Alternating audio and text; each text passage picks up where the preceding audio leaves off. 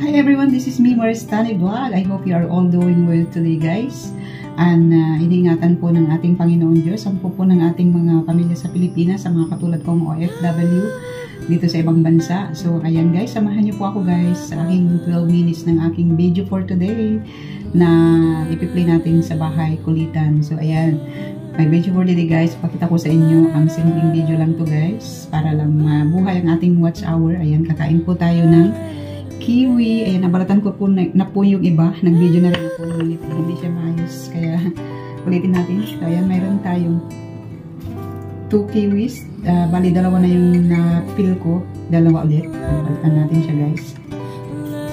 Ayan, guys. Kwento ko lang po sa inyo. This kiwi ay napaka raming ng vitamin C to guys. So, isa ito sa mga paborito kong prutas. So, papiliin nyo ako kung sweet or maasim. Dito po ako sa maasim. It's either mangga or kiwi ang aking paboritong kinakain. Ngunit ang mangga dito guys ay medyo matamis. Kaya, ayan, pinipili ko ang kiwi. At dalawang klase po ang kiwi dito sa Hong Kong. Meron pong kiwi na kulay yellowish. Ito naman po ay green. Ganito po siya. Ay, sorry. Ayan, ganito po siya guys, green. And yung kanyang balat po ay medyo mabalahibo. Yung pong isa, medyo mahal siya, pero makinis. At medyo matamis. Ito naman po ay maasim.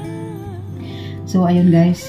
Pwede po siyang kainin pala ito ng may balat. So, ang ginagawa ko dito, pag kinakain ko yung balat, ay hinuhugasan kong maigi at inaalis ko yung kanyang medyo balahibo. And kinakain ko siya ng buo. I mean, kinakagat ko siya ng buo na hindi ko na ini-slice. So, ayun guys. Samahan niyo ako guys habang nagkikwento. Meron po akong gusto i-topic. Ayan, ang title po natin ay Don't Invest Too Much Life to Anyone. Sa kahit anumang klase ng relasyon, mapakaibigan man yan, mapa-love life, mapa-asawa, sa lahat. Kasi at the end of the day, ay iiwan din tayo ng mga yan. Like, what happened to my husband, iniwan din ako. So, binigay ko lahat yung pagmamahal. So, wala siya, durog na durog ako. So, ngayon, unti-unti kong binabalik yung nadurog na puso ko at ngayon ay thank God kasi medyo bumubuo na siya.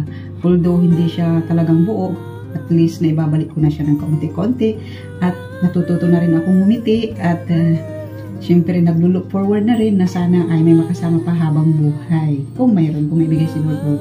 Kung wala na, okay naman. Pero ngayon, ay kailangan nating maging mapili sa ating pipiliing makakasama, di ba? Kasi natuto na tayo sa ating past. So, ayan.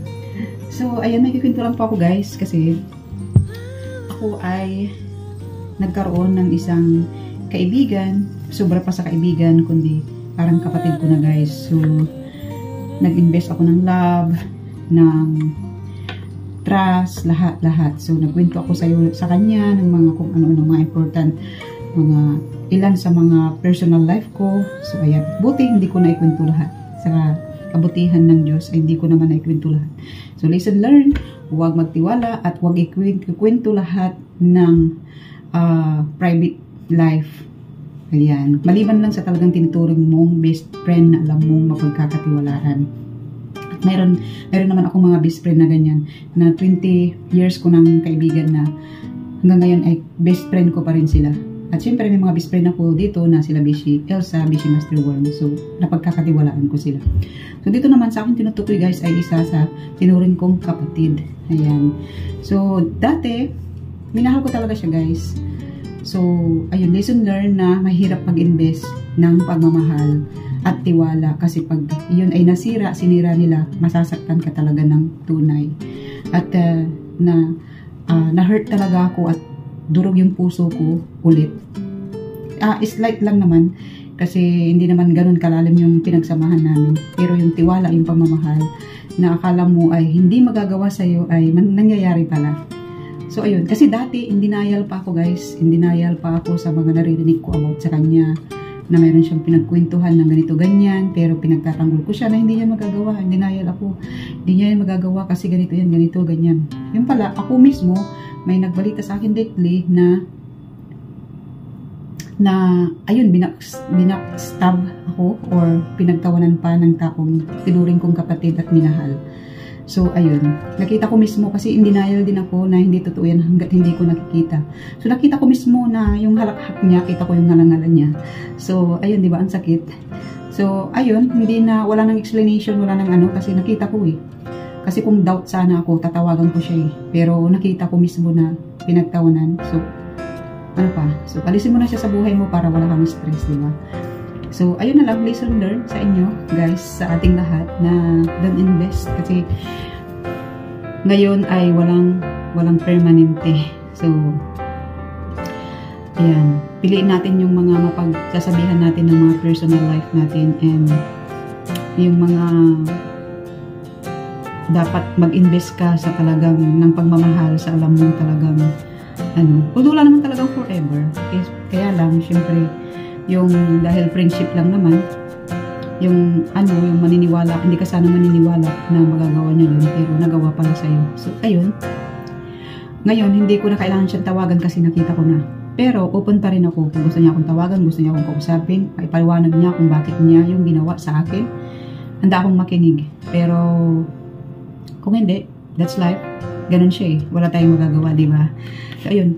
Sa kabila ng nangyari, ay pinagpipray ko pa rin ang kanyang kalusugan, ang kanyang success, at ang kanyang pag-iingat sa araw-araw. Kasi hindi naman tayo masamang tao, di ba? So, ayan lang. Pinto ko lang na don't invest too much love. Ganun lang. So, ayan guys. So, paano? Ayan na, chop ko na po, na-slice ko na ang kiwi. And kakain na rin tayo guys. Lalagay natin siya. I-add natin siya dito sa ating plate. Kinamay ko na siya guys kasi malinis naman ang aking kamay. At ako lang naman din ang kakain nito. Ngayon, kain na tayo.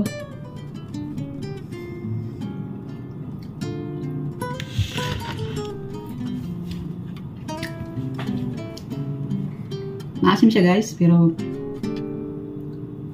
kaya nang sinabi ko, mahilig po ako sa maasim. O, ayan, kain tayo guys.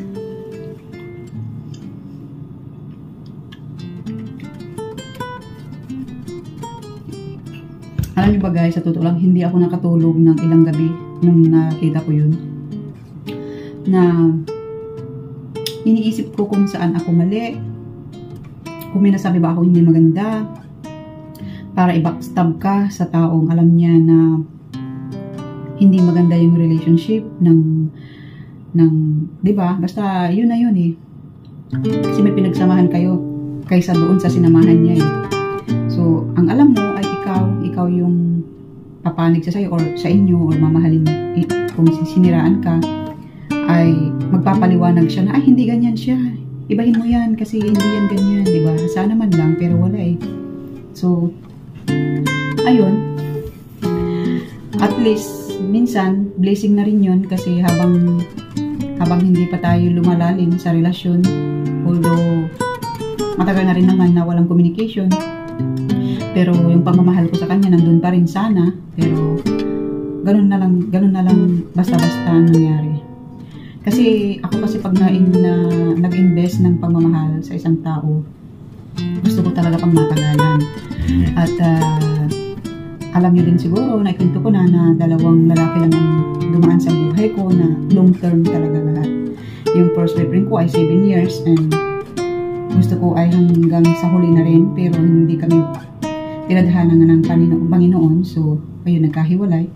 Yung namang pangalawa, si asawa ko ay namatay naman. So, 'di ba? So, nag-invest din ako ng pagmamahal. Kaya nung iniwan niya ako ay durog talaga. So, hindi pa ako natuto, 'di ba? Nag-invest pa ako ng pagmamahal kasi masarap kasing magmahal, hindi po ba? Masarap magmahal. Masarap sa pakiramdam, guys, yung nagmamahal ka. Na hindi man sa partner o jowa, kundi yung pagmamahal sa kaibigan, kapatid. Masarap po yun sa pakiramdam yung nagbibigay ka ng pagmamahal, 'di ba? At minamahal ka din, napakasarap sa pakiramdam yun pag nararamdaman mo minamahal ka din ng walang inaantay na kapalit.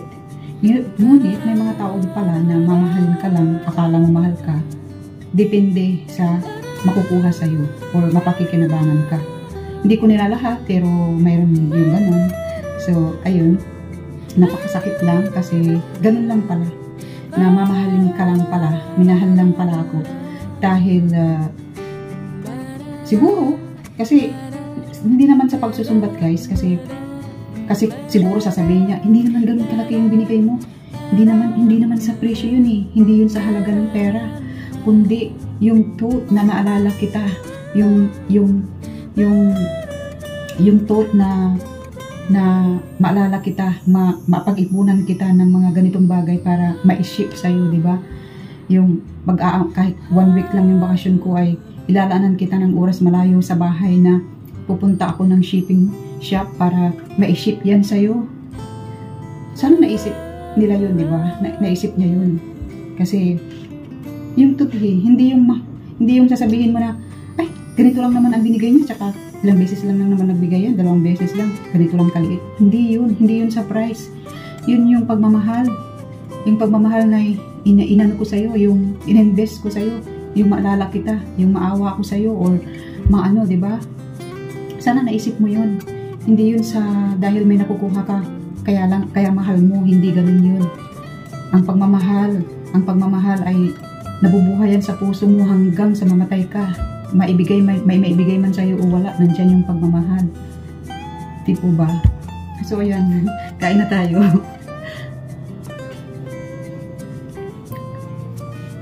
Sinare ko lang to guys para ma-aware po na ganun na dito sa SOCMED marami ang hindi totoo. Di ba? Aminin natin. Pero yun ang reality guys. So, wag sa akin personally, wag mag-invest ng masyadong pagmamahal at ng tiwala. Ayun lang. Nakakalungkot lang, pero at least at early ay nalaman natin na kilala.